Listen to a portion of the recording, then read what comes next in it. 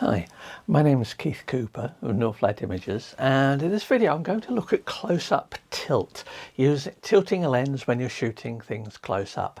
In particular, I'm looking at this, the Laowa 100mm f2.8 tilt shift lens. Now this is a new lens from Laowa that I'm testing, and I will be doing some outdoor shots and other stuff as well, but this is just looking at how it works with tilt when you're shooting things close up. It's listed as a macro lens and it goes to 1:1. Now I've set this up here. This is on a stack shot rail. This is a device I made a while ago for doing macro photography. Allows me to tilt the camera and do all sorts of bits and pieces. There's a motorized rail here, it's not connected up at the moment, and an adjustable slide so I can move things backwards and forwards. As it's set up at the moment, the lens is focused to about 45 centimeters. So we've got a reasonable distance. Subject I'm using is a little lamp unit that Laowa sent me. Nice looking little thing, a USB focus, a USB powered, and I use it for testing focus for things like that. It's quite useful for it. But anyway, there it is. Pretty standard close-up shot. Now this is a GFX100S medium format camera. The lens is available in small amounts as well, so for 35mm cameras, and in some respects it's pushing it a little bit for extremes of tilt with the medium format sensor. I'll show that in a moment though. Very good lens optically, but when you use strong tilt you can observe a bit of vignetting, which could be important, might not be important. What I've got set up here, the camera lens has a foot on it, which I've got attached to the slide rail here, which means that although I'm talking about lens tilt, what I'm actually doing is tilting the camera back. Now, effectively, they're the same thing. Now, if you know about cameras, big cameras like this is my old MPP 5x4 camera, you'll see this has got the front standard is tilted by quite a bit. You can get a lot more tilt and a lot stronger effects on these, but of course they're film and they're generally a pain to use. I say that from experience. I have no desire. Every so often I think of going back, getting some film for it and doing something. No.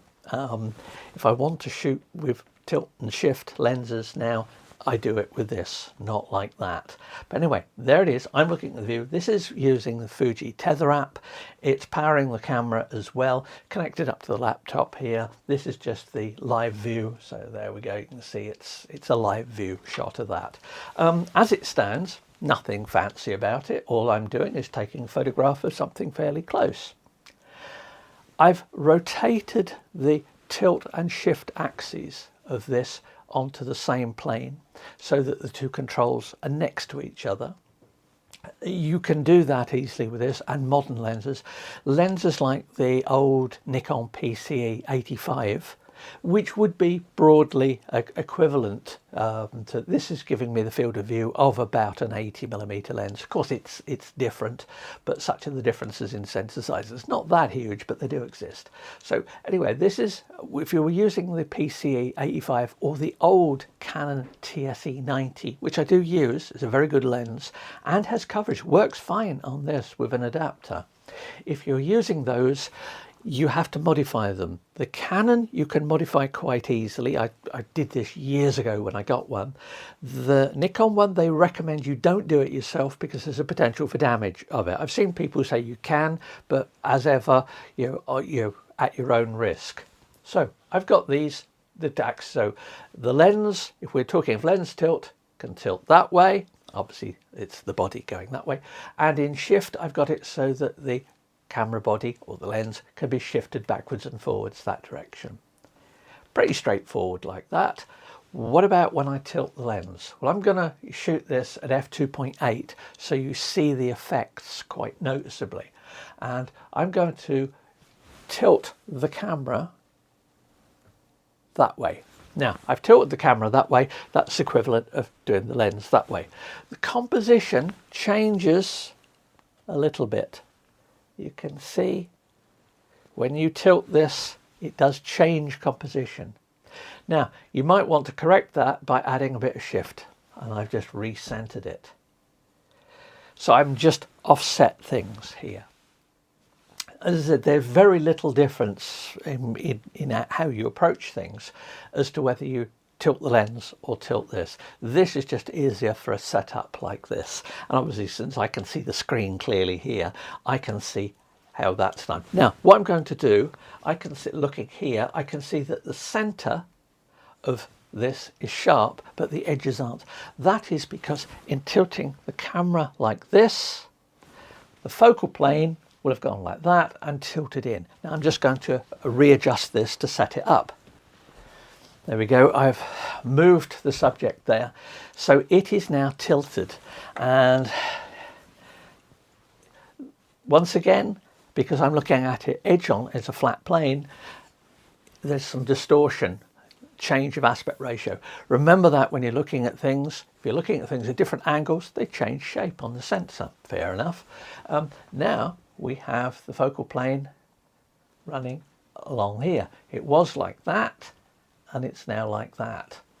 Incidentally, if you follow back, and hence my demo sticks here, if you follow back that plane there, which is the plane of focus out in front of the lens, tilted it, so the plane of focus is now tilted. If you take that in a line with the sensor itself, and remember that the position of the sensor is not on the back of the camera, it's in the camera somewhat. So I take this line here, extend it out here, they meet somewhere roughly over here. Now I've got, if you look at explanations of tilt and shift lenses, and I've got quite a lot of explanations in a book I wrote all about how to use tilt and shift lenses. This is quite useful for close-up use. If you're using tilt outdoors and you're using it, say, for running a plane of focus along the ground or something like that where you want to change something, you don't necessarily do stuff. There's some simple calculations. In fact, you don't even need to do the calculations. I have a printed out table, there's a copy of it in the book, and in all my articles. Much of the book you will find on the Northlight Images website is based on various articles I've written over the years. But I've got some tables which tell me that if the camera is on a tripod at, say, 6 foot, then I have so much tilt. It's based on the focal length and the amount of tilt, not the focus setting. At infinity, with a lens like that, I know that the plane of focus, sharp view, runs flat along the ground. Where I actually use this is for photographs in my architectural and interior work. Let's say I'm looking along a wall and I want the plane of focus, I want sharp all the way along the wall. I'm not so bothered what's over here. Now I've got lots of videos and articles that look at stuff like this as well, but I can just run the plane of focus like that along a wall. But once you start getting closer, the amount of tilt you get drops off. So this is the most tilt you can actually get of the plane of focus with the amount of physical tilt here. Now, this device here has masses more. I can tilt this one, I don't know what it is, I can tilt this one to 30, 40 degrees. You can't do that with this design of lenses. It simply doesn't work. One other thing I would notice is that on full tilt on this, you are likely to get a little bit of corner vignetting. Not much, but there is some corner vignetting, and it is noticeable on this, and it's the sort of vignetting that if you stop down it gets sharper, which suggests that tells you that it's a physical vignetting. You can alleviate it to some extent by adjusting the amount of shift, and of course, having done that, to get rid of the vignetting, I might need to move the whole camera again to change or move the subject to get it back into the frame of view. So I just put that back there so it's now. But we've got that plane of focus, that is sharp. Now that's at f2.8. You typically use 2.8 to show effects of using tilt. In general, when I use lens tilt, I don't want lens tilt to show. I don't want somebody to look at a picture and go, oh, he's used lens tilt. I want them to just think, oh, it's a picture of whatever, and not to think about what tricks I've done. I'm not talking about the so-called tilt shift effect where you deliberately exaggerate things, the model world look or anything like that. But if I stop this down, and this is a fully manual lens, by the way, so there's no EXIF data or anything like that telling you about the settings. If I stop this down with the aperture ring, and let's take that down to, let's say, so it doesn't go too dark, take that down to f5.6, I've got the whole image is now sharper. It's a good lens. Optically, as I've not done detailed tests, I will be doing more detailed tests of this. I've not done the detailed test of this as yet, but optically, I have no complaints about the lens. Even the lens foot, I've heard some people complain, I've reversed it. Even the lens foot, as long as you tighten it up properly, it's solid. I'm not sure if you take it off and put it on often, then whether you'll have any issues with the threads or anything like that. But yeah, as it stands here, that works fine. There's no problems of movement here because everything I'm doing is on a horizontal axis. But anyway, let's just put this back, set the tilt back to nothing there. And I'm also going to even off the shift, so we're back there. And now I'm going to move this forward so it's at its 1:1 macro setting. Here we go. I've moved this up close. It's now at 1:1. So you're seeing effectively the size of the sensor is here. 1:1 just means the field of view in focus is the same size as the sensor. So you've got a good, reasonable working distance here. So that's set up. I can stop it down a bit. Evens up. There's a little bit of vignetting at f2.8, not much. Optically, it's a very good lens. It's a very solid lens.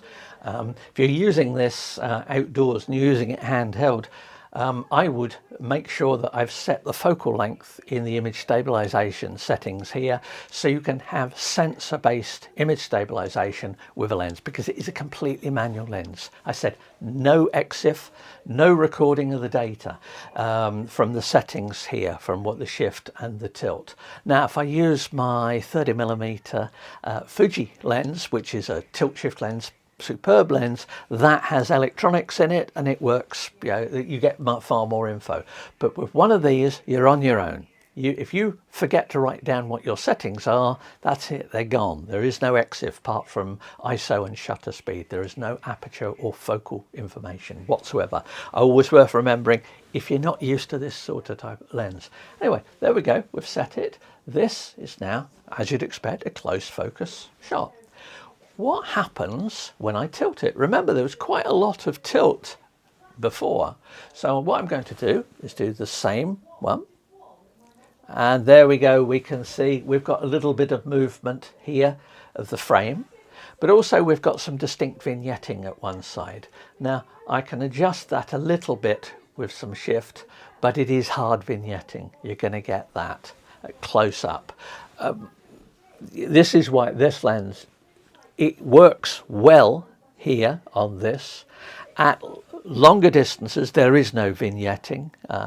At full tilt, maybe a bit, but you don't tend to use that. Now, I've got that. I'm now going to set this up to make sure this is sharp focus.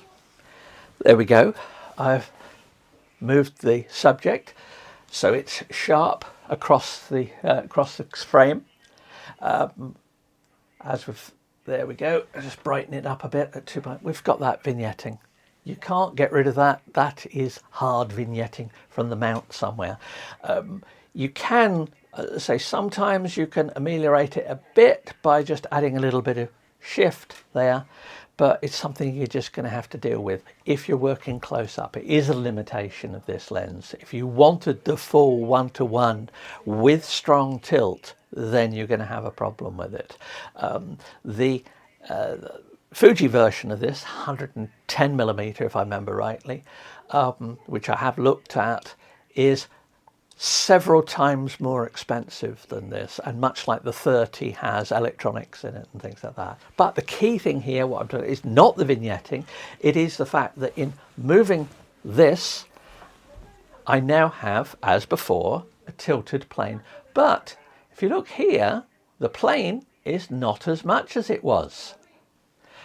Incidentally, this line here and this line here still meet just over here because I'm using 10 degrees of tilt. Now, if you're curious about these planes and things, I've got lots of articles, various things I've written, and there's stuff in the book about it.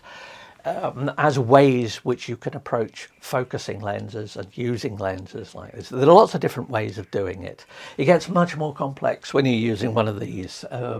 This gives you much more freedom in terms of movements, but the complexities are now, as I say, every so often I do think of using this and having a go with it, and then I just remember how much hassle it is using it and how much I like using kit like this, and so it sits at the back there just sort of occasionally reminding me. But what we've got here is only a little bit of tilt, of plane, of focus. Take it back over there, we can have anywhere we like. Now, I've covered this in looking at other lenses and things as well, but I thought this makes a nice example with it mounted like this, with the back of the camera swinging like that. It gives you a nice feel for how tilt works close up. Now, if you want it at an angle, if instead of your plane of focus doing that, if you want it at an oblique angle or something like that, then it gets a little bit more complex in the setup. I've got an article that looks at that. Did a video about it as well, and yes, you've guessed it, it's covered in the book. Oh, I should mention, several people contacted me recently and said they'd tried to get hold of a copy of the book, available in all good bookshops. Well, that's what I've been saying. Apparently the print run sold out, and I contacted the publishers and they are getting a new imprint produced, and so it's not a second edition, there's no change in the book, but yeah, it's being reprinted, which I have to take as a positive thing. If they've sold all the ones they produced, means that well, thank you everybody who's bought a copy, and if you haven't, next month I'm told they'll be available in bookshops again. But so we've got that. That is the simplest aspect of using shift. If you're using a lens like this, what would you use it for? Typically a lens like this is often used for product photography. Now, at longer working distances, the tilt gives you considerable control over where you place the plane of focus. There are all sorts of things you can do with it. The lens quality is good enough for it. This is the sort of lens that's going to appeal to people doing product photography. Now, I know from testing the 55mm that my main complaints, and they were relatively minor complaints, optically, Laowa have cracked it. This is a great lens. They all came down to physical aspects of the ease of use of the movements. Now, mounted here on this table, on this frame I've got here, you see I can use this for changing viewing angles and things like that. Mounted this, it works a treat.